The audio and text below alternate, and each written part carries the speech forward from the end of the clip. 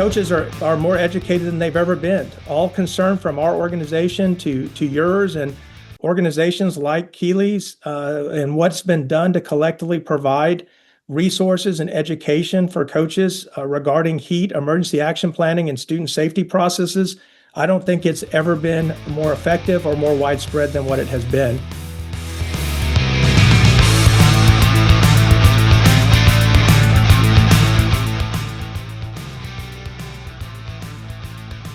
This episode of the Coach's Call podcast is presented by Answers, ANSRS, the fastest, most accurate data and video management system in football, used by major college programs and high schools all across Texas.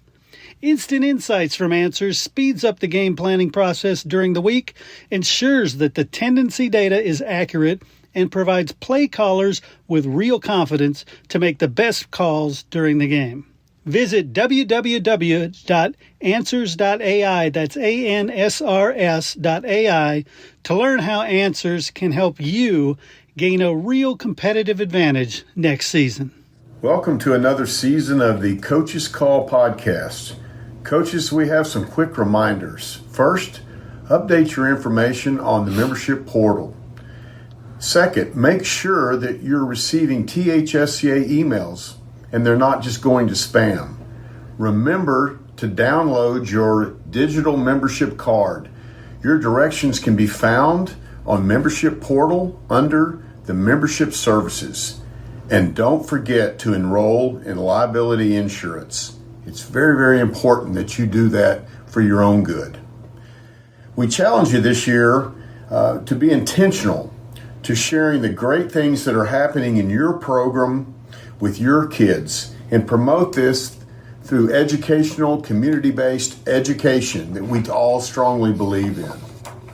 And one more thing, remember that you are the biggest asset for your student athletes when they walk into that door. Keep doing the great job that you're doing and have a great year.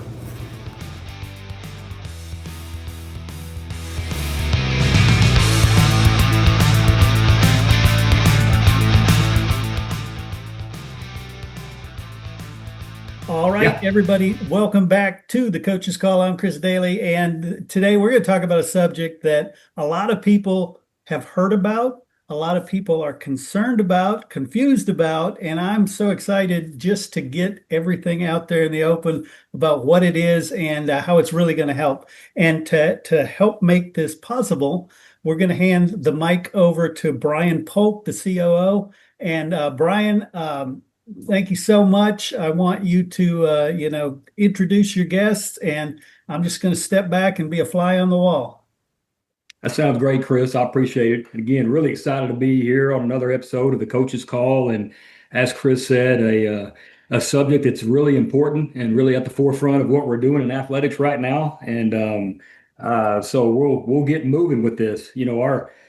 Chris hit on it a while ago. We're going to talk about heat, the Texas heat. And our Texas coaches understand heat. It's a part of doing athletics in our great state. But in recent years, we've added another term to the vocabulary Texas coaches have to know and understand, and that's the WBGT, the wet bulb globe temperature.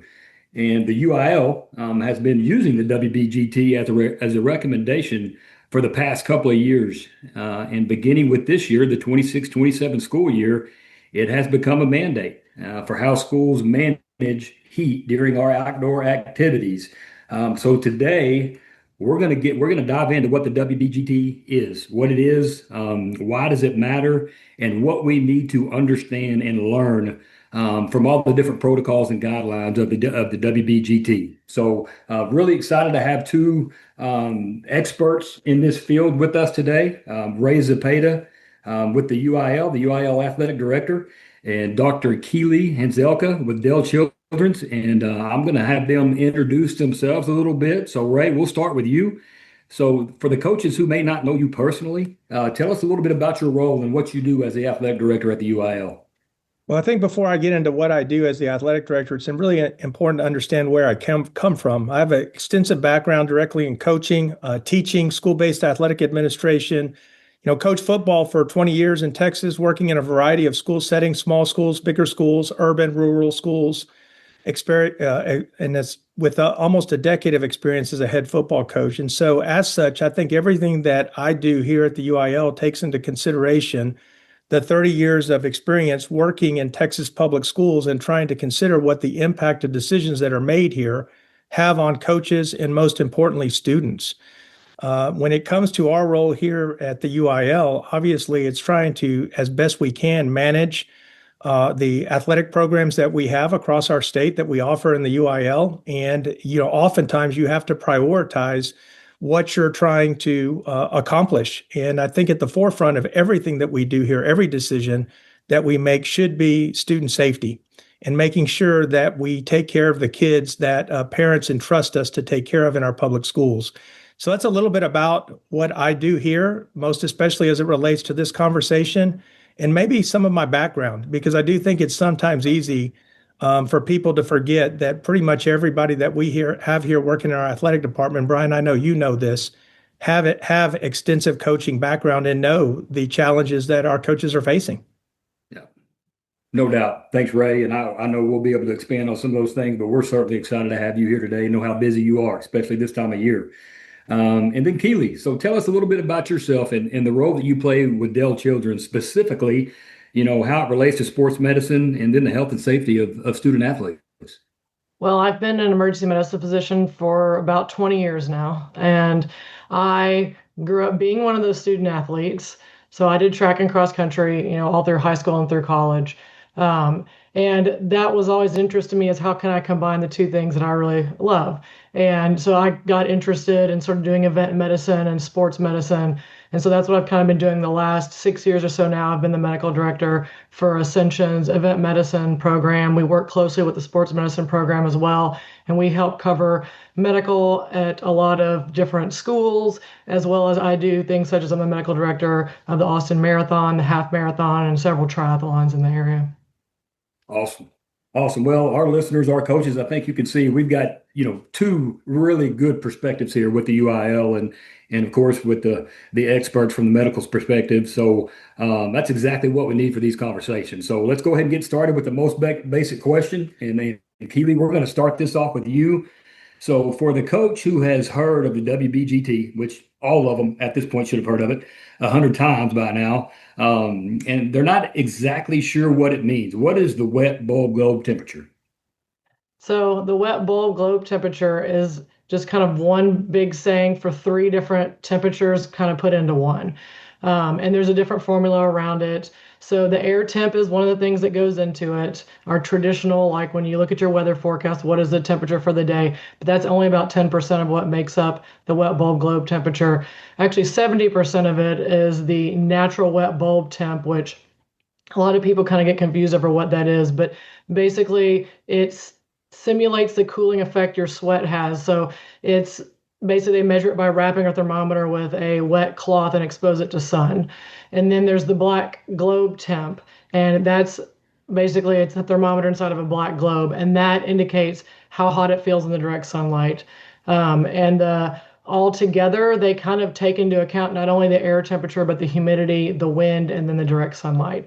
And all that together does a much better job than your traditional weather forecasting air temperature to predict like the heat stress on the body when you're outside. Awesome. Great explanation. I think the goal for all of our listeners, of course, just understanding that piece, it's a measurement of environmental heat stress. It's not simply air temperature out there that we're used to looking at on the apps on our phone. So great explanation. Next question, Keeli, talking about why. Where did the WBGT come from, and why is it considered a better tool for understanding heat stress than simply looking at the temperature?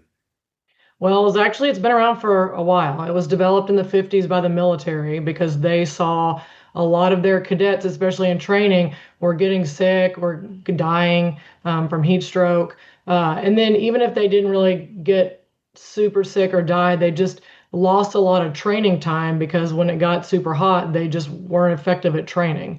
And they said, what can we do? Because, air temperature is not really cutting it and kind of getting us an idea of what's going on with the heat stress. And neither is if they do the heat index, because you might not realize this, but heat index is actually the degree of temperature. It includes humidity, but it's how it feels in the shade. It doesn't include being in direct sunlight. And so they came up with this wet bulb globe temperature, and it became very successful throughout the 50s and 60s, where they really reduced the amount of like illness and sort of morbidity, mortality they saw from like heat illness and heat stroke. Awesome. Awesome. So, we hear temperature, humidity, the wind, the sunlight, all that stuff mentioned. Can you explain how those factors affect the body's ability to cool itself? Well, I mean, we all kind of know that when we go outside, right? Like if you're outside and there is zero wind, it feels oppressive and you just feel like you cannot cool off. And the same air temperature, but there's a breeze and you notice a difference. Like you notice how much cooler your body feels. And that's part of what wet bulb globe measures because it takes into account wind. And your body is now more efficient at dissipating heat when there's wind. Same thing with humidity. I grew up in Houston. It's much more of an oppressive humidity than where I live now in Central Texas. But that also makes your body, your sweat doesn't work as efficiently. So humidity, the wind, and then same thing on a cloudy day. It can be 90 degrees and a cloudy day feels much more comfortable than 90 degrees and a cloudless day. So all these things factor in to sort of measure better that heat stress on your body and your body's ability to dissipate that heat stress. Right. Great. Ray, from a UIL's perspective, why was it important to bring the WBGT into Texas high school athletics? Well, one thing that I do want to add, I appreciate Keeli bringing in the military background and basis for the WBGT protocol. One of the comments that's been made is that this is somehow about being soft with our student athletes. And it's really not about being soft. It's about being effective. I mean, this has been used for decades in the preparation of our military warriors. And so I think that's important for everyone to understand. The biggest reason we wanted schools, why we wanted to bring the WBGT into what we were doing is we wanted schools making decisions based on the actual environmental conditions that she just described, that their students are experiencing when they're working out. In Texas, I think all of us know that heat's going to be a part of athletics and marching band, particularly early in the school year. WBGT gives schools a much more complete picture than temperature does alone because it takes into account all of those factors that were just mentioned.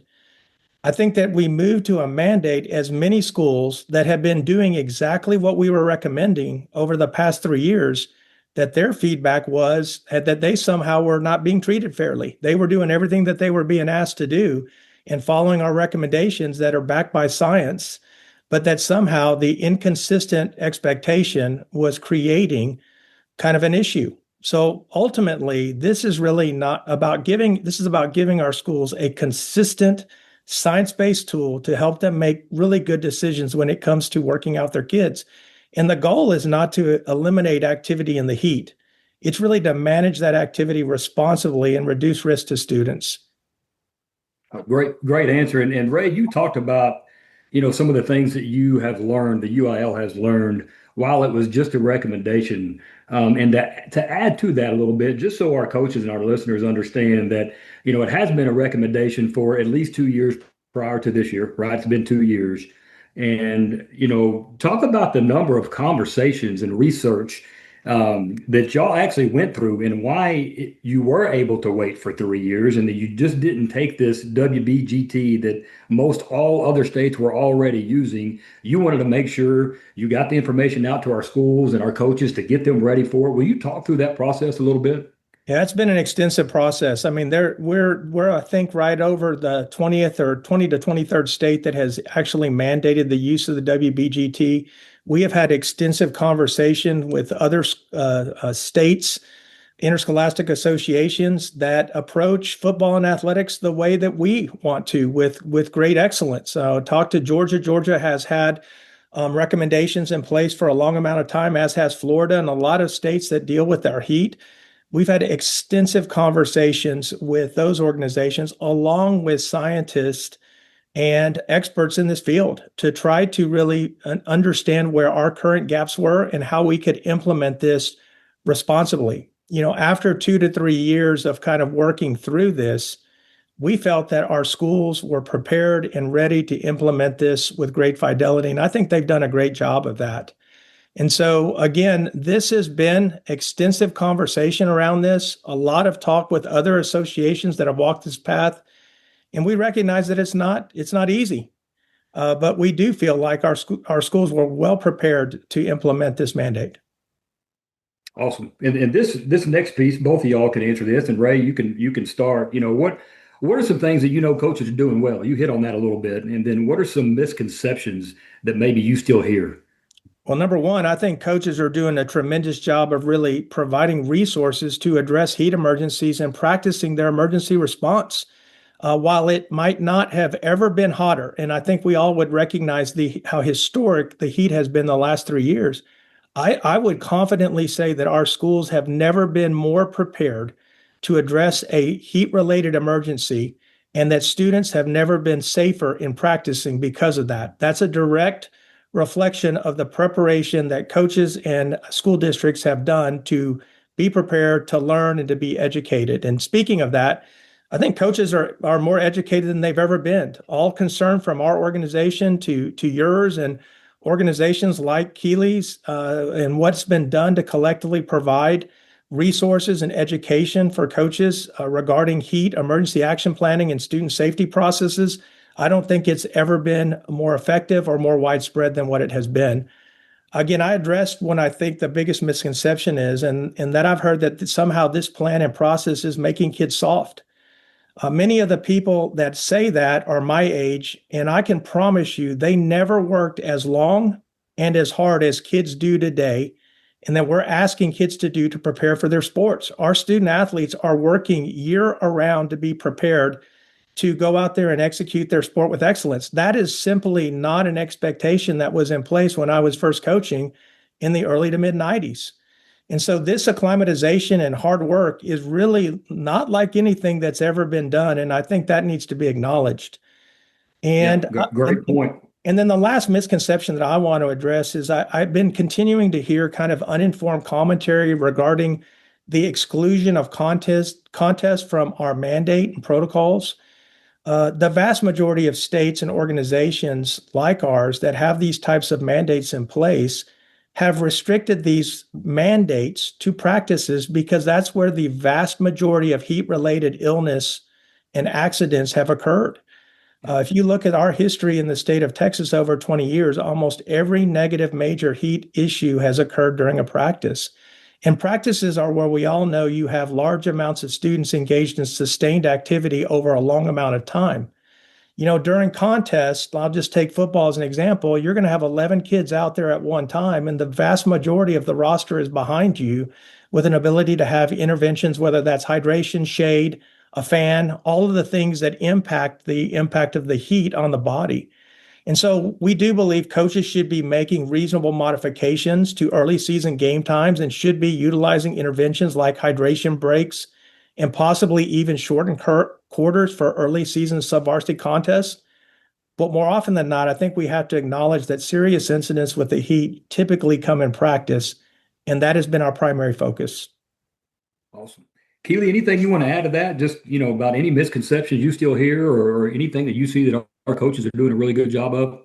Yeah, no, I mean, I totally agree with pretty much everything you said. Kind of has been my experience as well. It's really that sustained exercise that gets you in trouble, because I'm medical director of the Austin Marathon, and it can be 70, which you would think, well, that's cool, that's not too bad, and that's hot for a marathon. I mean, you have people that are sustaining exercise for hours, and this last year I think the highest we got to is 68, and I still had 8 heat strokes.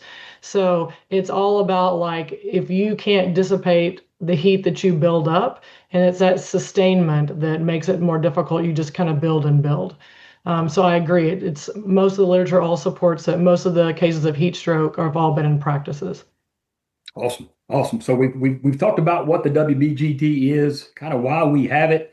So I think, just wrapping that piece up, I think we understand it's not necessarily just a number that says you can practice or you can't practice. It's information that our coaches can use to make smarter decisions, as you said, Ray, about how they practice and about how they take care of their kids. So I think it's really important that we understand that as we get through this conversation. So moving into how do coaches actually use this? So Keely, let's make this a little bit more practical. So a coach checks the WBGT before practice and sees that the conditions are elevated. What should that coach actually do with that information?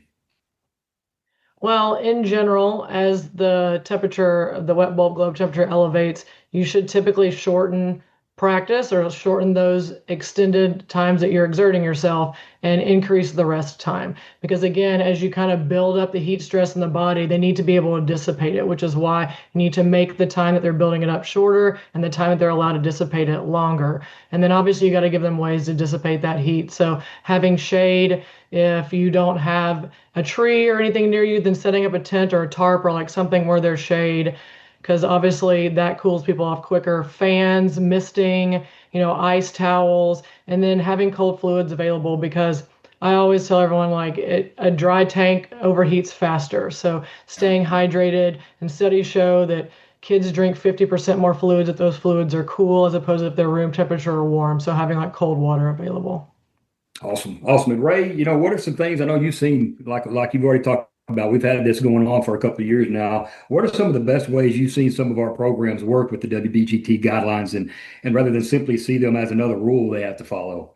I think it's doing what coaches do best. I mean, the greatest of coaches are great at making adjustments, and they acknowledge the realities of the situation and the challenges, and then they creatively come up with a plan to address it. I mean, that's what a professional coach does. And so while no one particularly cares for early or late practices, the staffs that have been most effective have recognized the reality of the mandate and the conditions in their area, and they've done what great coaches do. They've adjusted to ensure their kids get their work in.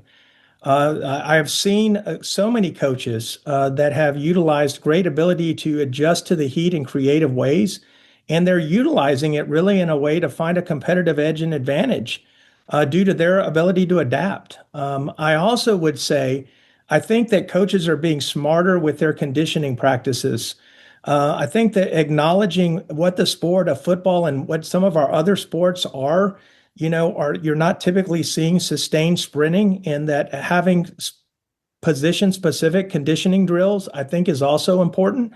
I don't know if I've ever seen a lineman run a 110 yard gasser. I don't see that type of activity. And so trying to adjust conditioning practices to fit the challenge that those individual students are participating in, I think our coaches are doing a better job than they ever have. And then just being creative where they're practicing. I saw a team practice in a covered rodeo arena recently. Yeah. That type of creative spirit allows for really success in a tough environment. I think that's where our energies need to be directed versus just complaining about what we can't do at the present time. Great comment, Ray. Appreciate that. So want to talk a little bit about something that we know there is a lot of our coaches are talking about, discussing right now, and that has to do with facilities and the possibility that there could be a competitive advantage out there should you have an indoor facility or a covered practice area versus not being able to have that and having to work in the WBGT conditions. So Ray, how do y'all look at that? How do y'all view that at the UIL? Well, I think that competitive equity is always a concern of ours. I mean, it's really the basis of why we exist. But I also think there has to be an acknowledgement of the reality that resources, obviously, that some schools have tools and resources that other schools do not. That's been a reality for many years. It's always been that way. But I think this is a matter of priority. While competitive equity is very important to us, the highest of our high concerns is student safety. I mean, I've said that a couple of times today. And many of our stakeholders in our schools have really recommended that we adopt this as a requirement versus a recommendation, because some of what we were hearing was that they believed that communities and school districts were not going to be motivated to invest in resources to mitigate the heat until we mandated this, what had been a recommended protocol. So again, this was not done without carefully making a lot of considerations and getting a lot of feedback. And some of that feedback is, yes, we need to be concerned about competitive equity, but hey, my community might not necessarily feel there's a need to step up until this becomes a requirement. Good comment. So Keely, so from a medical perspective, should we think about reducing heat exposure as a competitive advantage or simply as a good risk management? I mean, honestly, I think it's a little bit of both. I think being a medical professional, I'm more worried about the risk, and the safety of the student athletes.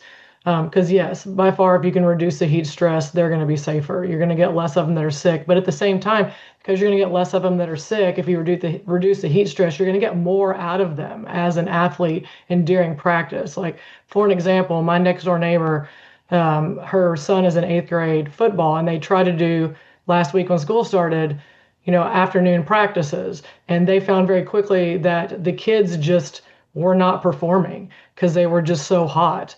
And so they moved practice to the mornings because they're getting more out of the kids by doing that. So you actually might get more performance and more out of your athlete by reducing their heat stress. In Great addition to info. keeping them Thank you. safe. Yeah. So Ray, you talked about this a while ago, but just wanted to see if there was anything you wanted to add. Talked about why practice no games, and you hit on this. And I've been privy to all of those detailed conversations. But anything else you want to add to that, and the fact that the guidelines that people just think outwardly they don't apply Well, to competitions. yeah, the only thing that I would add to my prior comments about you just have a reduced number of kids that are actively active at any one time, and the duration is much, much shorter in a contest rather than a practice, and the fact that we have had a history of heat issues during practice. I think the other thing that I would suggest is, shoot, we're about to start our contest next week. That's the last week in August. And the vast majority of our contests are typically held at a time that historically in Texas, it's still hot, but it is not hot like it is in mid-August. And so there's a distinct reason that other associations, other states, other organizing bodies have applied these types of mandates to practice. Again, this is not about being restrictive or even trying to have some type of consistent standard for the sake of consistency. This is about effectiveness in doing the most good for the most.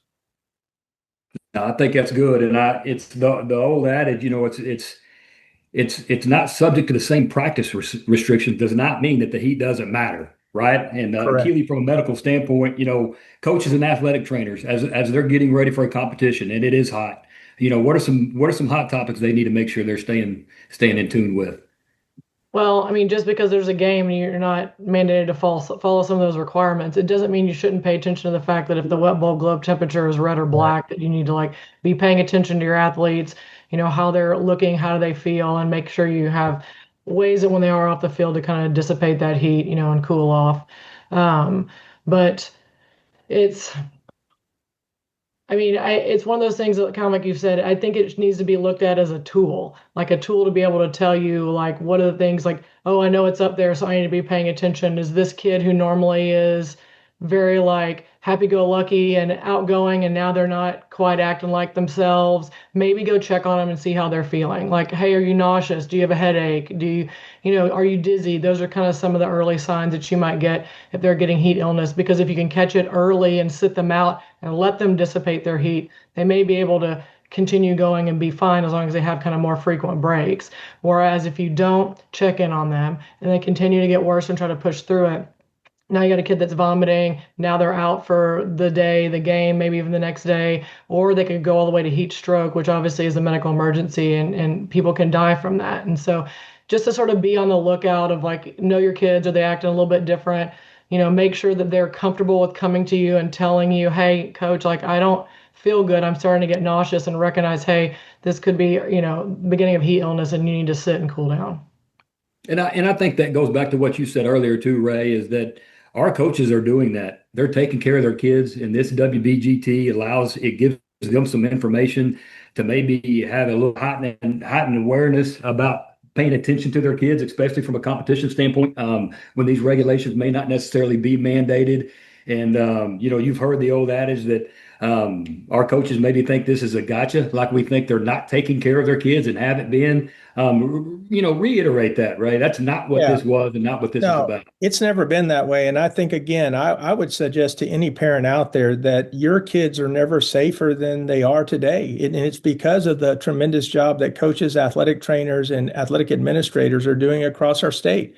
I firmly believe that. So this isn't about trying to be punitive. I do think that Keely said it 100% the right way. This is just an additional tool that allows you to practice most effectively and get the most out of your kids. I mean, that just needs to be acknowledged. I would also suggest this, that you were just asking about what coaches can do. I think another thing that coaches can do, excuse me, is to ensure for adequate nutrition for their kids. We know that kids being appropriately fueled and hydrated plays a big part in them being able to have to handle the heat better. And so trying to concentrate on that. Not all of our students, unfortunately, come to school with adequate nutrition, and trying to fill those gaps when needed. Again, that's an area that I think our schools are doing a better job than they ever have. And so I'm really encouraged by the advances that we've made in student safety, but we need to continue to make advances. And this is part of that approach. Right. Great. That's awesome. So I got two more questions, one for each of you. Keely, this one's kind of for you, just getting a little bit more practical. So if I'm a Texas coach, I'm getting ready for a hot practice, I'm getting ready for a competition. What should I want to have on my sideline? What should I need available? Well, a place where they can get in the shade. Either that's kind of a designated place or set up a tent or whatever. Every district's going to be different as far as like what your resources are, but have a place where they can get out of the heat and in the shade.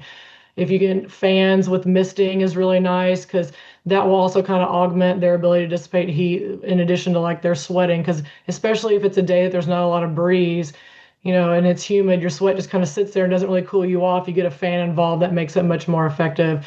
Having ice available, all these things that I'm sure coaches already do, ice, cold water, really encourage them to hydrate and stay hydrated, because again, an empty tank's going to overheat quicker. So just staying hydrated, the nutrition and fueling. And then also making sure, I know we're talking about the nutrition and the hydration part, but make sure like you talk with your kids about getting good sleep. Because that also really helps going a long way in keeping the body like healing and ready to go for like the next day's practice or game and the heat that may come with it. Sure. Awesome.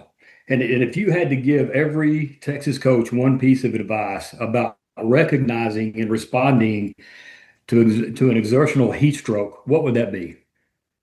The biggest thing is that heat stroke where people are completely altered, meaning that like they're confused or they're not really talking to you, those are very easy to recognize.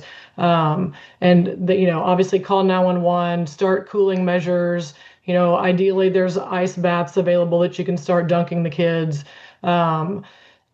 I've done another video about how to do that if need be. But the other thing is that it's that subtlety that they start off with first before they get to the floor confusion, because the coaches could be doing everything possible, but a lot of times these kids, and I've been one of them, that doesn't tell you that they're feeling bad because they want to impress you. They want to make the team. They want to, be a starter, sorry. And they will do whatever they can, even if they're not feeling bad, they won't tell you. So some subtle clues you can kind of watch for is behavioral changes. So you have a kid that's normally very stoic suddenly become very emotional. Like that might clue you into this is the beginning of heat stroke. They just haven't gotten all the way to the part that they're really confused. Or maybe it's the kid that's usually very bubbly and outgoing, and then now they're just super quiet and not talking.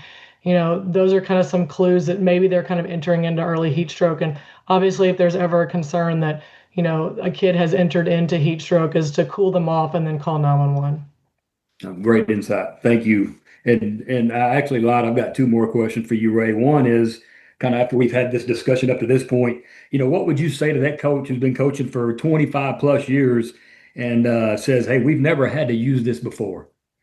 Well, shoot, I was coaching 33 years ago. And so what I would say is it's hotter today than it was back then. That's just a verifiable fact.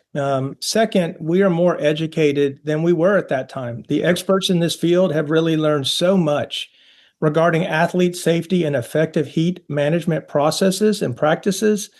And it would be really silly if we aren't using everything that has been learned in order to keep kids safe and maximize their performance.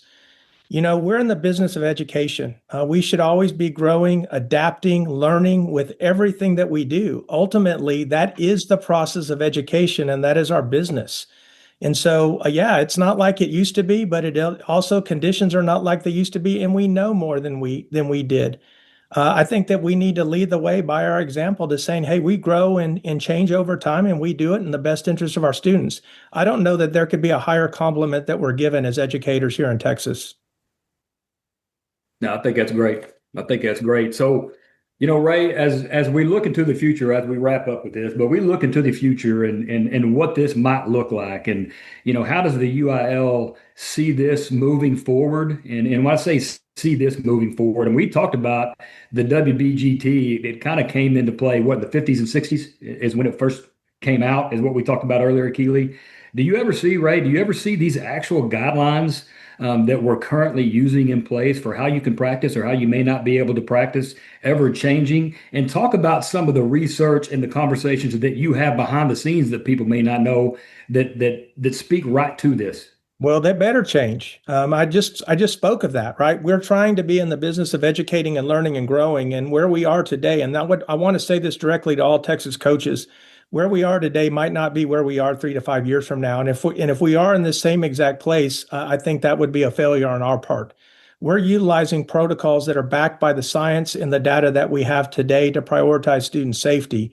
I would tell you that our organization is leaning strongly on experts in this field to immediately pick up the pace regarding research to allow for students, yes, to be kept safe from the heat, but also to allow for safety in all aspects of a student's health and preparation to play their sport.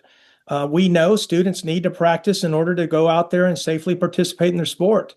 Right now, the highest priority is we need to keep them safe with the heat. We can't ignore the science and data that's out there, but we're asking leaders in this field to actively conduct research to allow us to gain additional practice opportunities in a way that does not compromise student safety. And so I hate to say it, this is going to come off as egotistical, but Texas tends to move the needle just because the numbers of students that we have participating. And I think our voice and influence matters in this area. And I'm really excited about the research opportunities that are out there to allow us to have additional practice opportunities, but to do it in a way that obviously takes student safety at the center of everything that we do. Great response, Ray. Well, certainly appreciate you two for being on today. I think the goal isn't simply just to know what the WBGT number is. The goal is to understand and to be educated on what that number is telling us about our environment, about our athletes working out in it, and then use that information to make smart decisions that allow kids to participate safely. I mean, that's, as you just said, Ray, that's what we should be doing as educators. And, we believe this. Texas coaches do an incredible job of finding ways to compete, to teach and develop kids in some pretty challenging conditions. And the WBGT, it gives coaches another tool to help them do their job safely. And I do want to also tell our listeners and our coaches that Dell Children's and UIL, they have helped us come up with this toolkit that we have, a heat toolkit that you can get on our website. And it has more information than you will ever need on there. It's really, really done well. So please go to the THSCA website, go to our health and safety tab, and we've got a tool, a heat playbook on there that you and your athletic trainers should certainly make yourself familiar with. But again, Ray, Keely, thank you all for being a part of this today. Great insight. And I'm going to turn this back over to Chris. Cool. Thanks so much. Gosh, I tell you, when this came up, I reached out to Libby and said, we have to do an episode on this just to explain it. I love the information we got. Being a fan of Texas high school athletics and participant, the fact that I did it in the Stone Age doesn't make it that the right way to do it, right? And so you, Ray, have mentioned how much more we've learned. Keely, I'm going to mention it for the third time. The benefits are huge. The benefits of this thing. It's another great tool. I want to thank you, Ray. I want to thank you, Keely. And of course, thank you, Brian, for all this great information. So much. Thanks for having us. Hey coaches, did you know we're now offering shows for all sports? That's right, whether it's basketball, volleyball, softball, baseball, football, soccer, you name it, we've got you covered.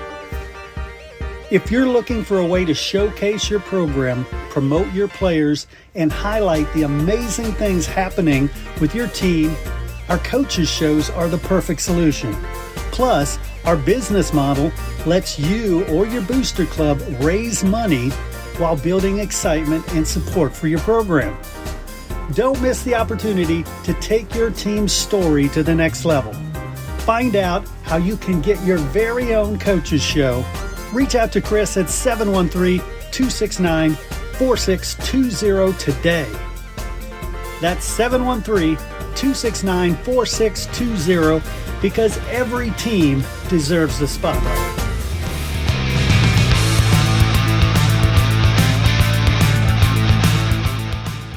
Hey, of course, I want to thank our guest, but I also want to thank you. I want to thank you for giving me what I consider the most valuable thing you can give, your time and your attention. And I know you don't do it to hear me. You do it for the great messages provided by the THSCA. And hey, if you'd like to associate your company with the THSCA and the Coaches Call podcast, limited sponsorship opportunities are available. You can reach out to me, Chris Daly, 713-269-4620, or head over to my website, freshmediaworks.com. Once again, thank you so much for supporting Texas high school coaches. Please share this show out to everybody you can so that we can help share these important messages. Thanks again, and we'll catch you next time on The Coaches Call. The interviews in this show are brought to you by the Texas High School Coaches Association. THSCA provides to its more than 26,000 members access to the people, events, tools, and resources to help them thrive in the profession, become trusted leaders in their communities, and live balanced and successful lives. The work and sacrifice coaches do every day is vital to the development and success of student athletes. The THSCA supports these efforts. We fight for every coach, provide them with the connections and resources to improve their lives, and help all student athletes throughout the state enjoy lasting success. The mission statement is simply this: to help and serve Texas high school coaches as they work to help and serve student athletes. Helping coaches help kids. For more information on the THSCA, visit www.thsca.com.